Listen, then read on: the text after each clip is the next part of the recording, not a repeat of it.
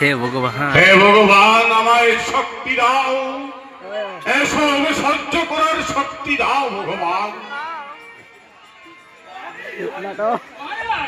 এই পুত্র ভিক্ষুকের কথায় আপনি কান দিলেন না মহারাজ।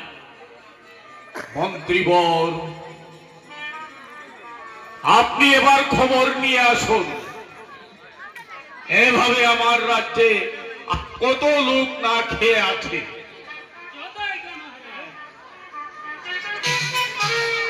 হে ভগবান, যে রাজার মুখ দর্শনে রাজ্যের হাজার হাজার প্রজাগণ অনাহারে থাকে, খেতে পায় না, সেই রাজ্যের রাজা এখানে থেকে আর লাভ কি ভগবান? আমি থাকবো না, আমি এই রাজ্যে আর রাজত্ব করে চলবো না, আমি আমার প্রাণ বিসর্জন দেব।